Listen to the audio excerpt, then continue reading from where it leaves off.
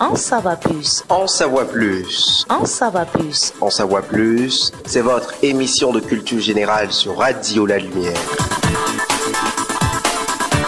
En savoir plus, c'est tous les lundis, mercredis et vendredis de 15h à 16h. En savoir plus, c'est le rendez-vous des connaissances. En savoir plus, c'est le rendez-vous des connaissances.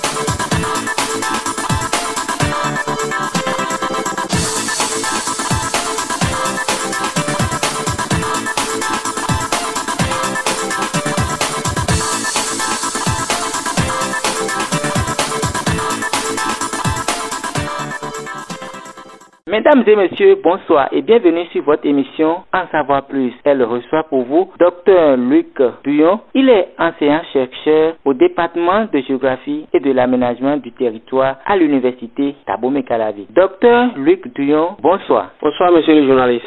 Merci d'avoir accepté notre invitation. C'est un plaisir.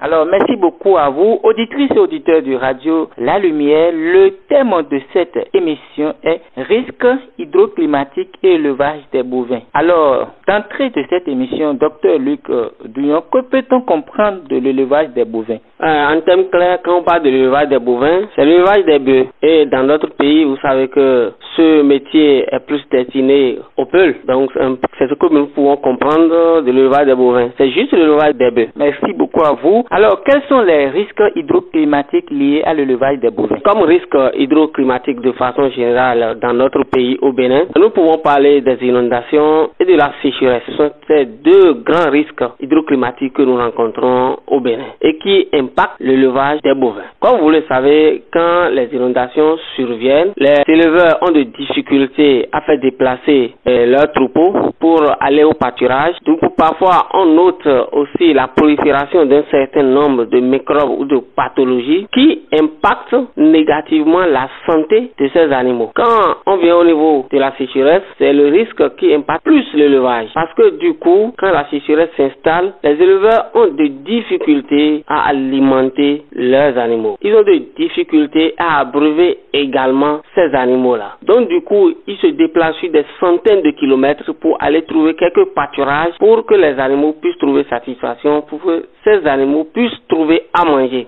Et du coup, vous allez voir que pendant la saison sèche, le fromage prend de prix. Parce que quand les animaux ne mangent pas à leur faim, l'éleveur a des difficultés à avoir du lait et pour que les bonnes dames puissent préparer du fromage. Donc vous allez voir que ça impacte tout un système. Sur le marché, l'élevage devient rare. Même si on en trouve, ça devient très cher. Et les éleveurs dépensent plus pour alimenter leurs animaux parce qu'ils font recours à la provende, pour aller acheter de la provende pour compléter leur alimentation. Donc, de façon ramassée, c'est ce que nous pouvons dire sur l'impact des risques hydroclimatiques sur l'élevage. Il y a un impact sur la santé et sur le rendement également. Donc, alors, merci beaucoup. Dites-nous les périodes dans lesquelles on remarque souvent ces risques. Merci beaucoup. En ce qui concerne les risques d'inondation, c'est souvent pendant la saison pluvieuse. Et ça dépend de quelle région du pays on se retrouve. Vous constatez, au sud d'ici, nous enregistrons souvent deux inondations. Il y a l'inondation pluviale que nous enregistrons souvent en juin-juillet. Et il y a l'inondation fluviale que nous enregistrons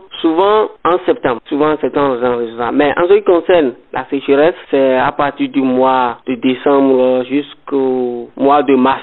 C'est pendant cette période que nous enregistrons la sécheresse. Alors, merci beaucoup à vous. Alors, quelles sont les maladies qu'on peut tirer de ces risques liés bien sûr au l'élevage des bovins? Il y a la pasteurologie. Il y a une maladie que nous appelons pasteurologie. Des fois, les sabots des bovins sont attaqués par certains virus ou bien certains insectes qui attaquent les sabots des bovins. Ils ont des difficultés à marcher. Et du coup, ils ne peuvent pas aller au pâturage pour manger. Et un animal qui ne mange pas, on voit déjà qu'il s'affaiblit et ça peut conduire cet animal à la mort. Donc, c'est un peu ça. Et il y a aussi les maladies liées à l'indigestion, parce que pendant la saison pluvieuse, quand il y a inondation, les animaux mangent les herbes avec la rosée. Il y a également quelques microbes qu'ils avalent facilement sans le savoir et ça crée de l'indigestion au niveau des animaux. Alors, merci beaucoup à vous. Selon vous, quelles sont les influences des risques hydroclimatiques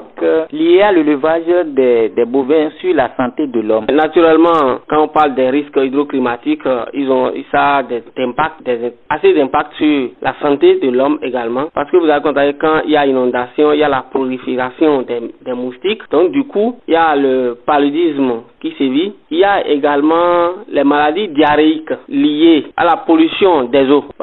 Vous n'êtes pas resté sans savoir que dans nos zones reculées, dans les villages, les gens continuent de boire les eaux de rivière, les eaux des cours d'eau de façon générale, des cours d'eau de surface. Donc du coup, il y a des microbes qui polluent l'eau et quand ils prennent ça, il y a les maladies diarrhéiques qu'on enregistre également. Pendant la saison sèche, quand vous constatez bien, si on note aussi la déshydratation de la peau. Donc du coup, les agriculteurs qui restent sous le soleil, la peau est déshydratée. Du coup, vous allez voir, les gens restrictent. Parfois, les gens parlent de la consommation de l'huile rouge qui entraîne le pâleux, tout ça là. Non, ce n'est pas ça. Ce n'est pas l'huile rouge. Et c'est lié à la déshydratation de la peau. Donc l'organisme est obligé de dépenser plus d'efforts pour régulariser la température corporelle. Alors, merci beaucoup à vous. Face à ces risques et conséquences, bien sûr, liées à l'élevage des bovins, et selon vous, qu'est-ce qu'il faut faire pour pallier à ces risques, à ces maladies, à ces différents types de maladies? Pour pallier à ces différents types de maladies, c'est la prévention. C'est la prévention surtout. Il faut que les éleveurs arrivent à vacciner leurs animaux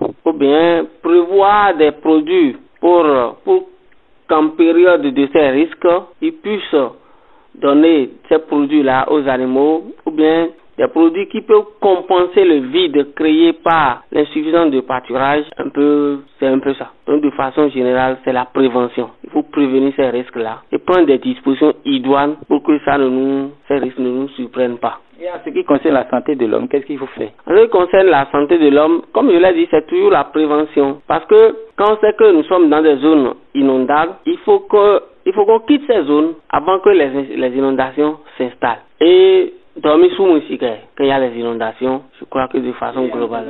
En saison sèche également, il faut prendre assez d'eau. Ça permet à l'organisme de s'adapter à la chaleur. Merci beaucoup à vous. Nous tendons vers la fin de cette émission. Dites-nous votre mot de la fin à l'endroit des acteurs qui sont dans le domaine de l'élevage et également à l'endroit des autorités de notre pays. Moi, je crois que mes mots iront plus à l'endroit des autorités. Moi, je souhaite qu'ils accompagnent ces éleveurs et qu'on peut créer des zones de pâturage par commune. Et pendant la saison sèche, on sait que les animaux peuvent aller dans ces zones de pâturage pour trouver satisfaction. Également, contrôler la transhumance qui crée assez de problèmes aujourd'hui entre les éleveurs et les agriculteurs. Alors, merci beaucoup à vous. Vous êtes enseignant-chercheur au département de géographie et de l'aménagement du territoire à l'université d'Abomey-Calavi. Que faites-vous pour pallier à ce phénomène qui vient chaque année? Bon, en tant que chercheur, vous savez, nous ne sommes pas en position de décideur. On ne peut que mettre à la disposition des décideurs les résultats de nos recherches pour qu'ils puissent s'en servir pour pallier. D'abord, on ne peut pas pallier définitivement à ces phénomènes, mais on peut se préparer pour réduire les impacts de ces phénomènes. Avez-vous encore quelque chose à dire sur ce sujet? Non, par rapport à ce sujet, c'est d'inviter les autorités à plus aller dans le sens de la prévention que dans le sens d'intervention. Alors, merci beaucoup à vous. Merci beaucoup. Alors, auditrices et auditeurs de Radio La Lumière, nous sommes à la fin de cette émission. Je vous rappelle que nous avons reçu pour vous Dr Luc Duyon. Il est enseignant-chercheur au département de géographie et de l'aménagement du territoire à l'université d'Abomey-Calavi. Il est venu nous parler des risques hydroclimatiques et élevage des bovins. Merci de nous avoir suivis. Collaboration technique Patrick Adossou. Devant ce micro, Eric Gangan. Excellent suite de programme sur Radio La Lumière. En savoir plus. En savoir plus. En savoir plus. En savoir plus, c'est votre émission de culture générale sur Radio La Lumière.